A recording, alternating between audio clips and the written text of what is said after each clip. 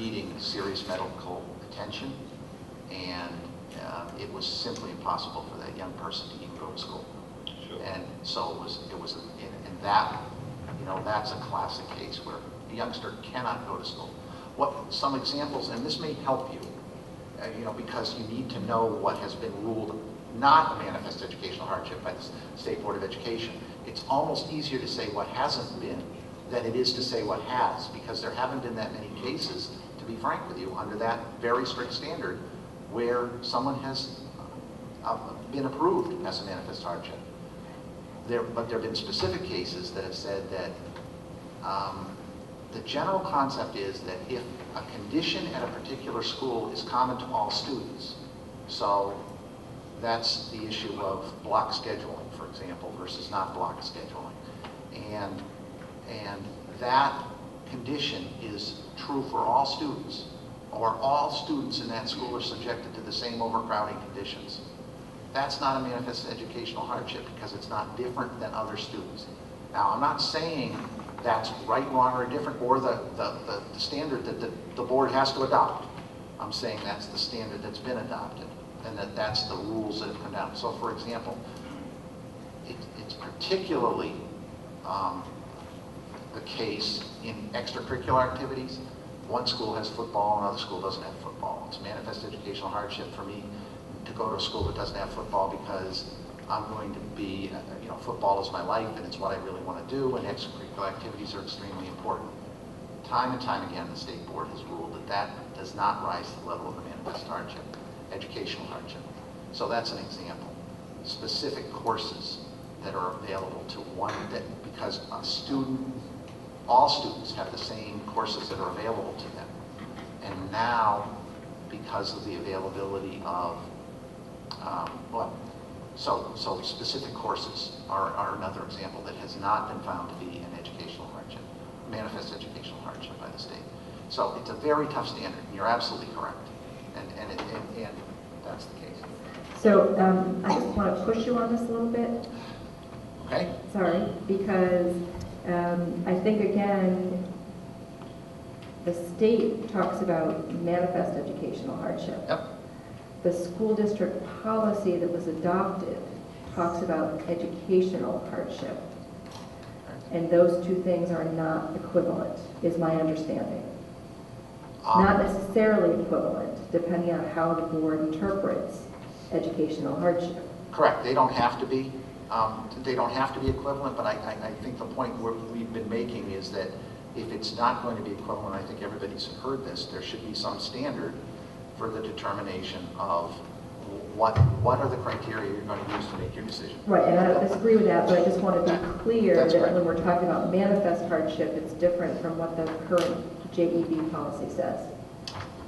Yes, but I also want to be clear that it's my understanding that the school board has since November specifically defined by its actions and its decisions that manifest educational hardship is what they meant by manifest hardship. And so they're applying now, and have been, with the exception of the first case that they heard, the manifest educational hardship standard. Okay? So that's where it sits now, and the question here is whether or not it should continue. Right there, or you're right.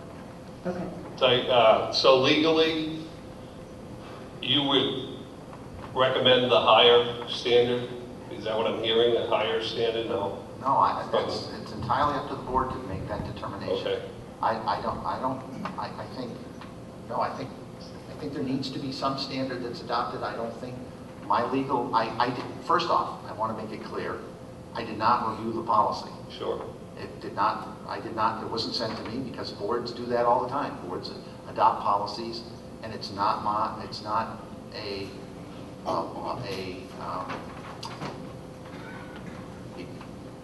did not adopt it before it was adopted. I did not review it before it was adopted. Obviously, I've seen it since. Right. And have some suggestions for improvement just for clarification purposes. No question about it. And I think that's clear, and I think everybody's revealed that. But I've not made an opinion. I don't have an opinion. That's a board determination. I give you guidance about what it means, and to try and help a board identify criteria that will be clearly applied, easily applied, and are recognized by the State Board of Education. So I'm a little confused because you seem all right, one more question. Okay, All right, then let's just move on. because you seem to be saying that our contract states that all the students from Crookston are supposed to go to Manchester. And so past boards, have they erred in allowing students to go out of district?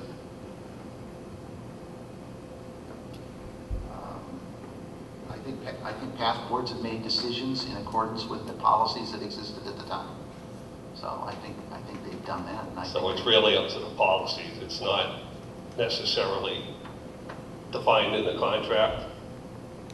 I think I've indicated to you previously that the contract indicates that all students will be attending Manchester schools, and there can be exceptions to that, and an exception implies that there's a reason for the exception. It isn't on a permissive basis. Okay. All right? All right, thank you. Thank you. I'm going to ask you to hold because I want to get to Mr. Curl and then 1, 2, and then. I just 3. have a quick comment on. Yeah, but I'd like you to wait. All right, just. I would just like to comment that, in my opinion, this board has failed again. Mr. Cody asked what a definition of education hardship was.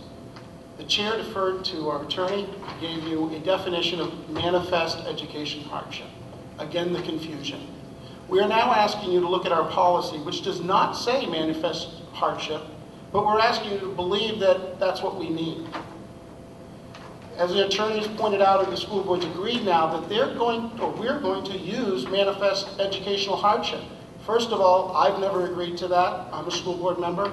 I have the current policy in front of me, and it does not say manifest education hardship. If that is going to be the will of this board, we need to revise this policy to put those words in there. We cannot represent you by telling you that we mean something. It has to be in this policy. We have to be clear. That's the rubric that we need to develop here. I intend to do that.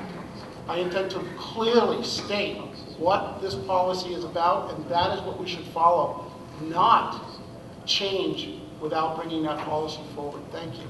Okay, and I'm sure that you'll have an opportunity to have those discussions in the context of the school board meetings coming up. Yes, sir. Hi, I'm Paul Antosh, and a couple things I want to say. I do like choice. All great things happen when you have choice, but that's, of course, not what we're talking about right here. What we are talking about, though, is subjective criteria. So we're talking about the law that we have, and then we have the school board, which has the ability to determine whether students can get reimbursed or go to another school, another high school. Regardless of how clear we make that criteria, or how clearly we state the criteria, it's still a subjective decision. So I would officially pose to the school board to answer the question of why do you want a more restrictive policy? And I understand that you may or may not comment right now, but I would like to post that as a kind of an official request from officials. Thank you. Yes, in the back.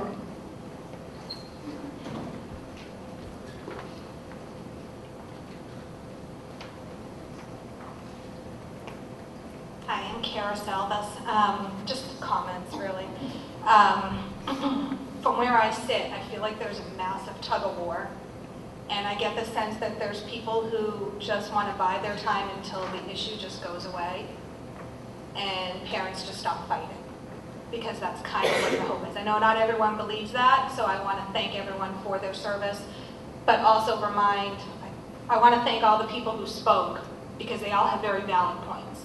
So I'm just asking as a board that you take all those into consideration, because we as a public voted you to make decisions for us.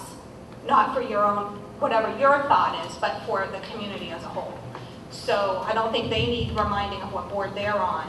I think the board needs reminding of who they're representing, which is the whole community. And I thank you for that.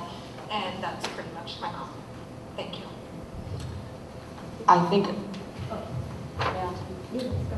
I think I can clearly say that this has been the absolute toughest decisions I make, because I am known for my opinion that Hooksett should have its own high school, and every decision that I make about any child going to high school is something that I've taken very seriously and carry around with me every single day.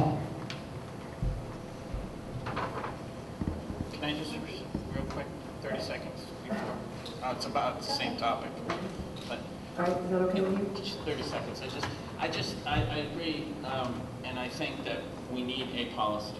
We definitely need a policy. It can't be just everyone that wants to go, and I don't think it should be the other end of the spectrum either. It shouldn't be the most restrictive way to have anyone go. I think we need something in the middle, and I think it has to be developed with a lot of the ideas that have come up today and a lot of thought and time put into a good policy. That's all.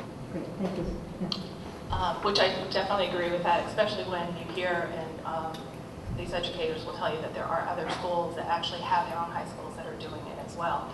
But Attorney Graham, one of the things you had said about the, when I was doing my research for the appeal, there was only about 2 cases that actually made it to the state. So I did call Concord and ask them. One was the Fremont case about football, probably in 2003. And what they said to me was most of them do not go to the state to be actually settled. They're usually settled on a town level.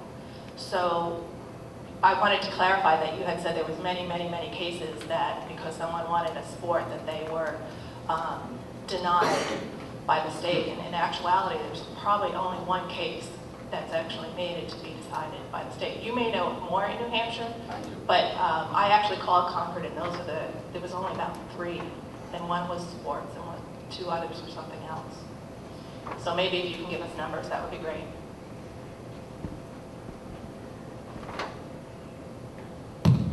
There have been more than that. So there are a considerable number of cases that have gone to the state board on manifest hardship, either through at the dismissal stage because of questions that have arisen or others. It's not, I doubt there's probably more than 15 over the years, but there have been a number of cases. So. Who else would like to speak who has not spoken yet?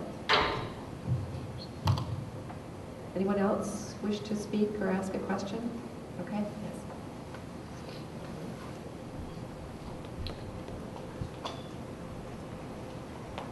Thank you. Attorney Graham, I'm a little bit concerned that it seems to me anyway, and I may have misunderstood, but it sounded to me like you were answering for the board as far as their decision on individual cases. Not necessarily individual cases, but I just want to make it clear that you were not in the school board meetings or sitting in private session, so you can't expect to know how or why they made those decisions. They set their policy and you represent them, evidently, as far as I understand this to work. Thank you. Okay, I think we're ready to go back to the regular business of the board. I don't see any other hands going up for making one last question. One. It's 8:30, so. If, just out of curiosity, why is it, since we're Candia and Auburn and Hooksett are all under one roof under the SAU, why is there such disparity between the application of the contract in regards to how kids are sent out? And why can't there be continuity? And why don't the boards come together in order to hammer out these things so that there's uniformity, so we don't read in the paper that 7 students got a ride to one place while we're getting the, I guess, the most restrictive type of application possible. Thank you.